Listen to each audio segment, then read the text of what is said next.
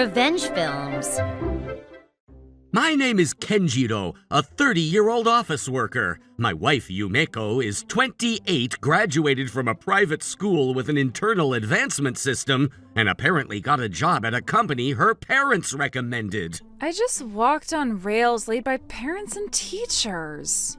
When drunk, she sometimes complained like that.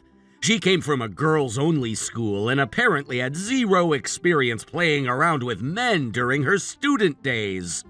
And she was raised being strictly disciplined by her parents. My opportunity to meet such a woman was through work. My first impression was that she seemed like a quiet woman. Probably anyone around would have a similar impression. I, who was thinking about getting married soon, started dating her. And after a year of dating, we married. After marriage, perhaps thinking she was freed from my in-laws, she suddenly became selfish. Naturally, I cautioned her. Then my wife started crying. That's terrible. My parents were toxic parents. What's wrong with trying to reclaim the lost days of youth? I have many dreams. Now that I have money and free time, I'm just trying to realize them. My in-laws may have been strict, but isn't calling them toxic parents too much? It's true they apparently interfered with their daughter's education and career path, but that's common enough. I've awakened to pursuing dreams. Until now, my parents and teachers denied various dreams, so I'm going to fulfill them one by one. No matter how you look at it, she just seems drunk on the word dream. That said, we were newlyweds, so I couldn't say too much. Maybe it was wrong to try to fulfill my wife's wishes as much as possible with the wedding ceremony and honeymoon. I even worried about such things. I was soft with her, saying it's a once-in-a-lifetime thing. She may have gotten a taste for it. My wife quit her job. Becoming a housewife was my dream. Previously, she'd said cooking was her hobby, so I thought she wanted to do household things. But in reality, she uses almost all her time for herself. The division of housework was 50-50. Just a few months later, she said something even more outrageous. Studying abroad in California was my dream. We haven't even been married a year yet, and I can't believe she'd say something like this. My wife seemed ready to execute her dream right away. Naturally, I stopped her. Wait! I'm confused if you suddenly say something like that. First, let's talk more carefully. We made a promise to properly discuss it on the weekend. I took my wife's dream seriously and tried to think properly about it. However, later I realized such consideration was pointless. Actually, having an affair was also my dream. My wife, whose affair was exposed, started saying such unreasonable things. Her attitude was as if anything was permitted if she called it a dream. Being a housewife, studying abroad, and the affair were all important dreams of mine. I just fulfilled my dreams, so naturally I won't divorce. Making such claims, she even confused the male mediator at the divorce mediation.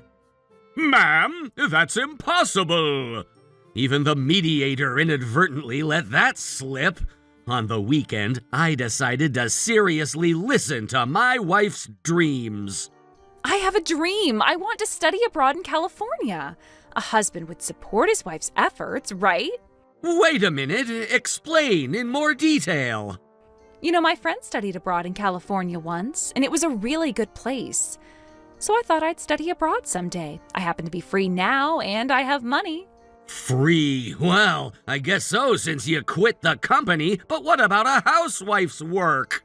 Anyone can do that stuff. It goes without saying which is more important, my dream or such chores. While I'm gone, you just need to do the housework, right? Then what about money? You've been spending freely these past few months, so there's hardly any of your savings left, right? Naturally, you should pay the study abroad fees. I'm a housewife with no income. Since you're working as a full-time employee, paying money is your role, right? How does that work? What have you been saying since earlier? What have you been saying since earlier?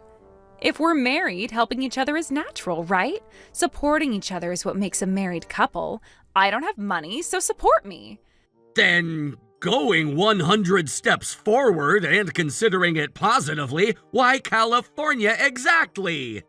People in California are very cheerful and kind. That friend said so. So she made lots of friends and became fluent in English in no time. I also want to make a lot of American friends and easily become fluent in English. That's why I want to study abroad. Hey, it's been my dream forever, so you'll support me, right? My wife was talking about her dream with sparkling eyes. Honestly, it feels like there are only superficial reasons. Is there any reason to force studying abroad in the first year of marriage? So, what do you want to do after becoming fluent in English? Being able to speak English is super cool. I can brag to everyone about having American friends. Even waiting, there's no more response. It seemed to be only an extremely shallow reason.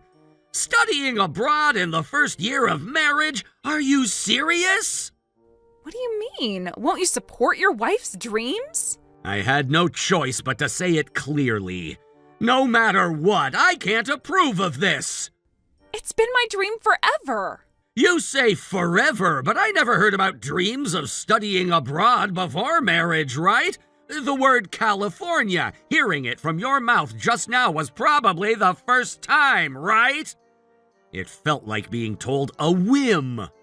Forget it. My wife became hysterical and went somewhere. I thought she'd given up on the study abroad dream, but no! She independently withdrew the couple's savings and went to study in California. It was just half a month later, and there was no apology for that. Rather, she blamed me.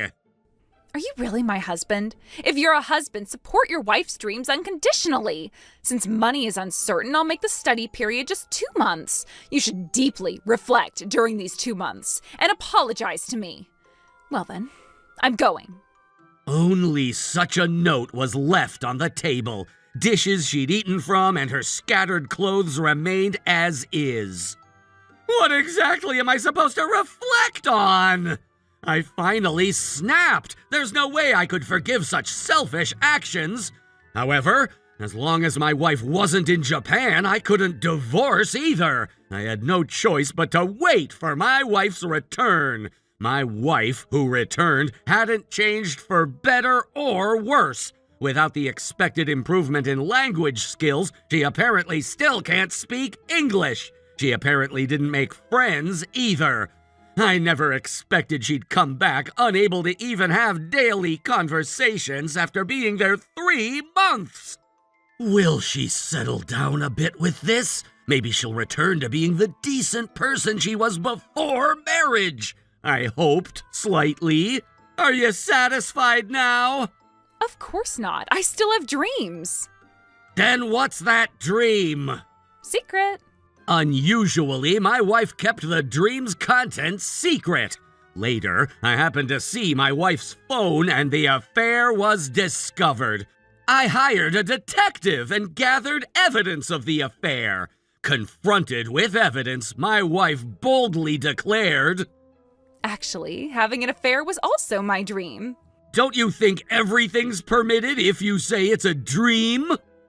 I didn't do something filthy. I just fulfilled a dream from when I was young. I just had a romance with a young, handsome man, and we just loved each other in various places. Don't use dreams as an excuse.